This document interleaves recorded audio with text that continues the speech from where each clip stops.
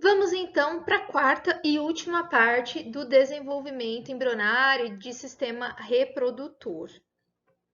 Nós vimos na videoaula anterior, inclusive esse slide é da videoaula anterior, né?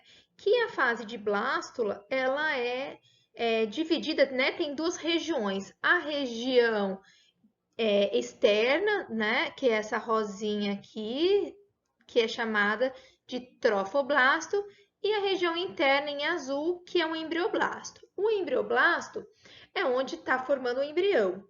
E o trofoblasto é onde vai ajudar na formação da placenta. A placenta é um órgão que a gente já viu lá quando estudou mamífero no segundo ano. Vamos revisar? Então, a placenta, ela está presente somente nos mamíferos placentários, então nem todo mamífero tem placenta, né? E como eu disse, eu acho que na videoaula anterior, né, ela tem uma origem dupla. Parte da placenta é formada pela mãe, pelo tecido materno, e parte pelo trofoblasto, que são as membranas extraembrionárias do embrião, ok? Então, vejam só a placenta, que é o elo de ligação da mãe com o bebê. Da placenta parte o cordão umbilical, a umbilical cord aqui tá em inglês, né? E qual é o papel, né? Então, o que a mãe vai fornecer para o bebê pela placenta? A mãe alimenta o bebê pela placenta.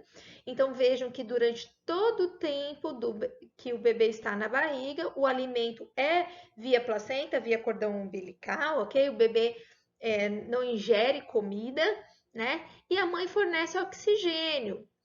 Então, vejam mais uma vez que o bebê respira e se alimenta pelo cordão umbilical. Então, ele não utiliza esse sistema respiratório.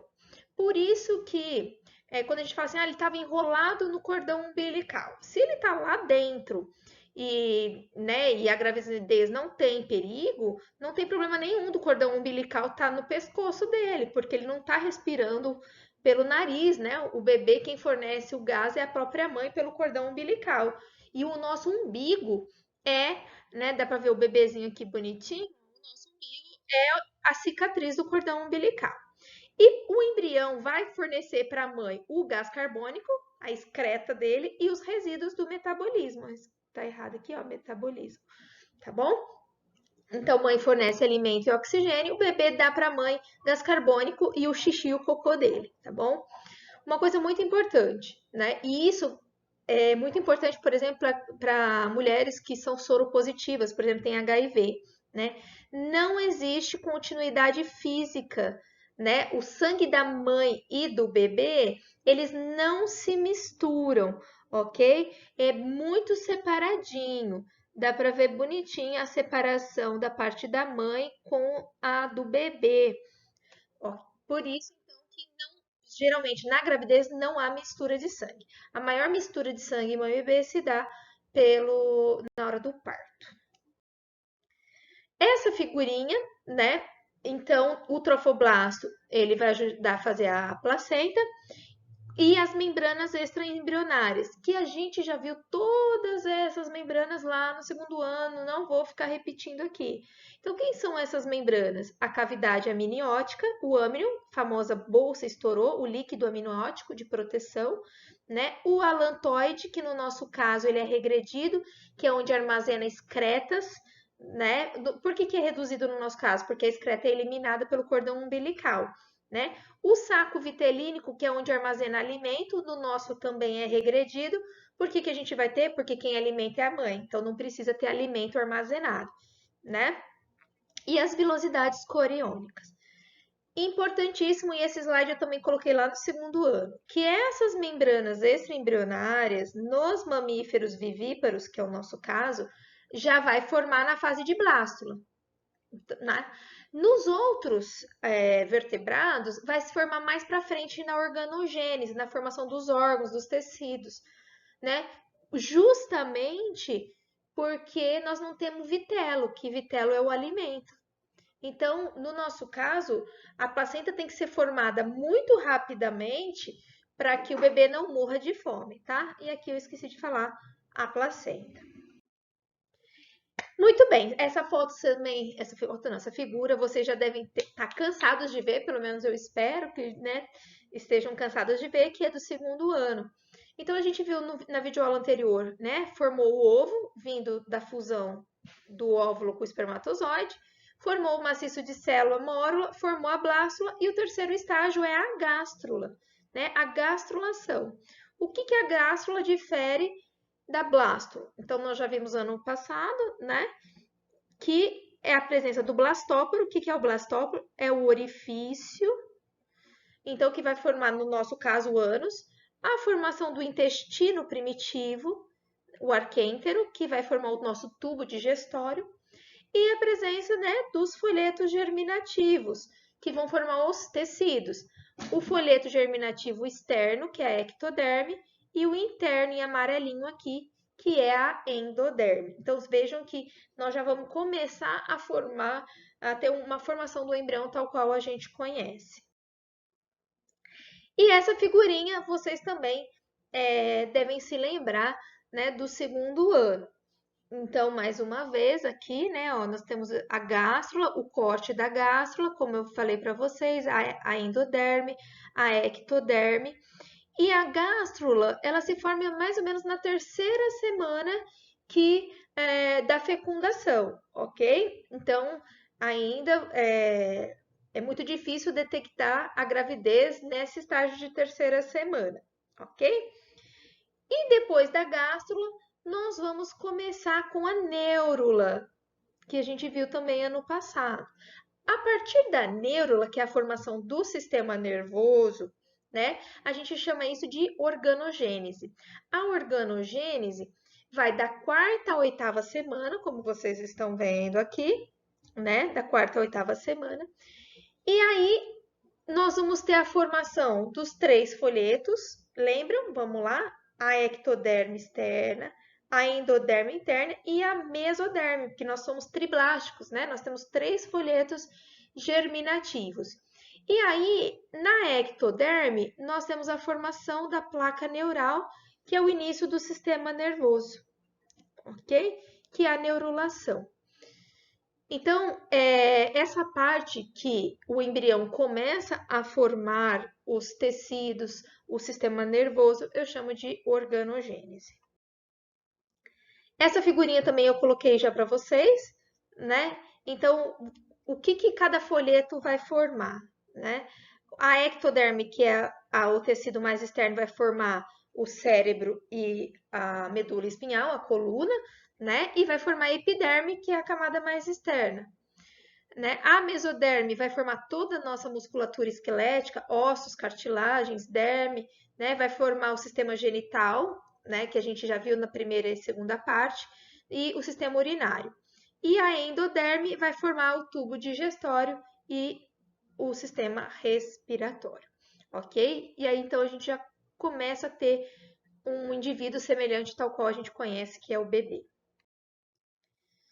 Essa figurinha, né, para a aula não se estender, também a gente já viu no ano passado e basicamente, então, a formação da neurula, como se forma a placa neural, né, como se forma o celoma, isso tudo a gente já viu no ano passado. Se você não se lembrar, mesmo lendo toda a estrutura, eu recomendo então que você vai fazer uma revisão lá na parte dos cordados da notocorda, que a gente viu toda essa parte, tá bom? Esse slide é para a gente até, às vezes eu me confundo, né? A gente chama de embrião, de bebê, de feto. O que a gente, quando que a gente deve usar o termo embrião, o feto e assim por diante? Então, o termo embrião a gente usa até a oitava semana de gravidez, tá bom? Que na oitava semana representa então o fim da organogênese. Toda a formação, a divisão da formação dos órgãos já está bem definidinha, né? Tanto é que, olha, a partir da nona semana a gente chama esse indivíduo de feto, que já parece mesmo e já é, né, um bebezinho. Então, dá para ver as orelhinhas, o olho formando, a mãozinha, olha o cordão umbilical, né, já os órgãos sendo formados e assim por diante. Então, a gente chama de embrião até a 8ª semana e a partir da 9ª a gente chama de feto. Para vocês, então, terem uma ideia, aqui ó, em roxo, o sistema nervoso central começa a formar a partir da 3ª semana, o coração você já consegue ouvir a partir da 5ª ou 6ª semana, tá? Formação dos membros superiores, os olhos são estruturas bem complexa, né? E assim por diante. É interessante, né, que a genitália externa aqui, né, se é menino ou se é menina, ela vai ser bem visualizada aí entre a 9ª e a 16ª semana.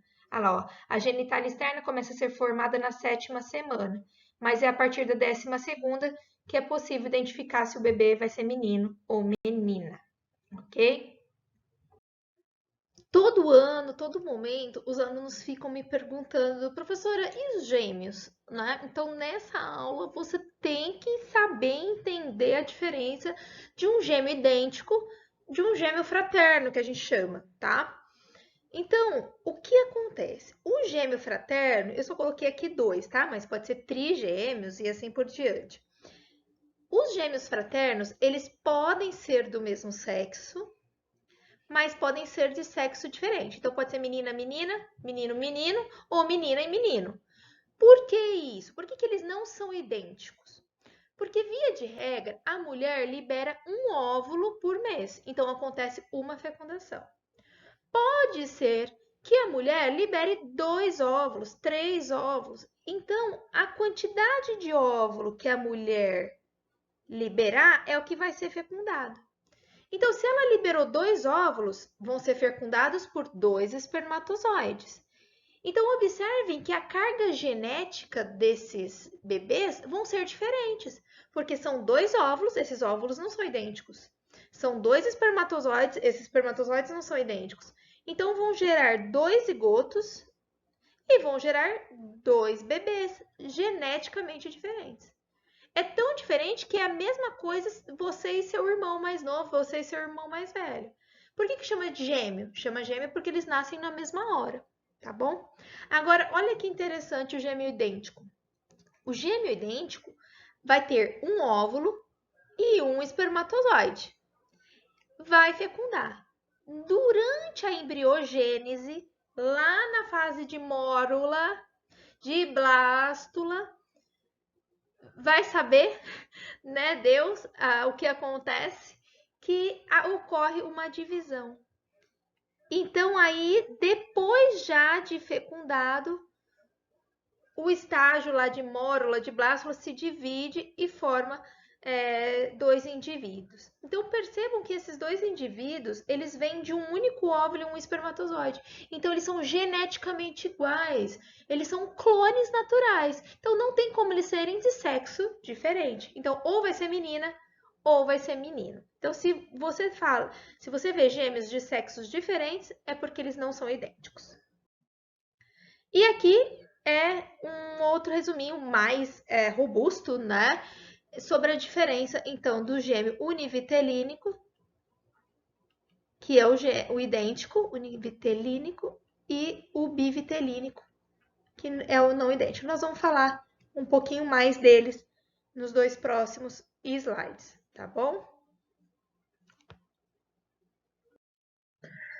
Então, o caso dos gêmeos não idênticos, tá? Os gêmeos fraternos são os dizigóticos. Compreende 75% dos casos, então eles não possuem o mesmo patrimônio genético, eles não são idênticos, ok? Então veja bonitinho aí a figurinha, desenvolvimento, 2 placentas, 2 estruturas diferentes. Podem ser do mesmo sexo ou podem ser de sexo diferente. Já os gêmeos monozigóticos, os idênticos, eu tenho 3 formas de ser. Ele pode apresentar uma placenta com 2 bolsas amnióticas, aquela bolsa que estoura, tá? Que isso é a maior parte dos casos, 65% dos casos, os gêmeos têm somente uma placenta e 2 bolsas. E o gêmeo pode ter 2 placentas com 2 bolsas e pode ter um caso muito raro, que é uma única placenta com uma única bolsa amniótica.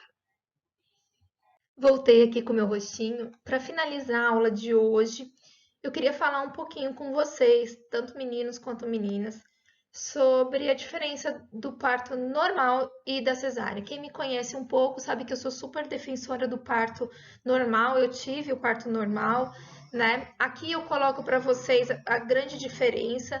Algumas, né? A forma de recuperação do parto normal tende a ser muito mais rápida, tá? Você tem dor na hora do parto, mas depois você já vai conseguir lá lavar tua cabeça, esperar o teu bebê, né? Nós temos uma cicatriz muito menor, né? Pode ter anestesia ou não. Já há artigos que comprovam que quem faz parto normal, a amamentação, ela é mais fácil, enfim. Já temos comprovação de que quem faz parto normal, o bebê nasce com menos problemas respiratórios. Existe uma série de benefícios do parto normal em relação à cesárea. A cesárea ela é importante para aquelas mulheres que não conseguem realmente, tá? Isso, a Organização Mundial da Saúde equivale a 15% das mulheres que realmente não teriam condições, que aquelas que morreriam no parto normal, ok? Eu começo, né? Eu queria falar um pouco com vocês por que que no Brasil existe a cultura da cesárea, né? Basicamente porque existe o medo da dor, ok? E a pergunta que eu quero fazer, por que que nós temos medo da dor? Se a dor é inerente a nós, né? Eu até coloquei, cortou aqui, infelizmente. Essa aqui sou eu, ó. Eu coloquei já na parte final de expulsão da Mariana. E eu gosto muito desse dizer aqui. Nós temos uma cultura de que a dor não nos pertence, né? Então, é preciso sentir plenamente as dores das perdas, do luto, do fracasso. Eu acho um tremendo desastre esse ideal de felicidade que tenta nos poupar de tudo que é ruim. Então, fica aí a dica. E para finalizar, eu não achei algo um pouquinho mais recente, um gráfico desse jeito, tá? Recente, essa informação é de 2010, mas como eu falei para vocês, a Organização Mundial da Saúde, ela recomenda que apenas 15% dos partos sejam cesárea, tá? Na rede pública, nós temos aí até uma quantidade maior, pelo menos tínhamos em 2010, agora eu não sei. Eu só sei que na nossa região aqui de Rio Preto, na rede privada, nos convênios, o número de cesáreas chega a ser 98% em relação a todos os partos, tá? Então, olha só esse dado aqui está com 82% no Brasil. Então, vejam que é, é muita cesárea sem necessidade, ok? O custo do parto, mas eu queria que vocês olhassem aqui a incidência de morte materna de mãe. Então, morre 3,5 vezes mais mulheres em cesáreas do que parto normal, ok? Incidência de problemas respiratórios em prematuros. Então, em prematuros, aqueles que nascem de cesárea, prematuros, eles têm 120 vezes mais chances de desenvolver algum problema respiratório agudo, tá? Então vejam como que essa cultura da cesárea, quando não necessária, né, ela pode ocasionar, que consequências ela pode ocasionar. A gente então chega na última parte da aula, que são as questões, né? A aula ficou um pouquinho mais extensa do que eu imaginava, mas eu acho bem necessário, né? São muitos conceitos, muito conteúdo. E fica aqui então 3 questõezinhos que eu preparei para vocês. Podem parar o vídeo para tentar responder.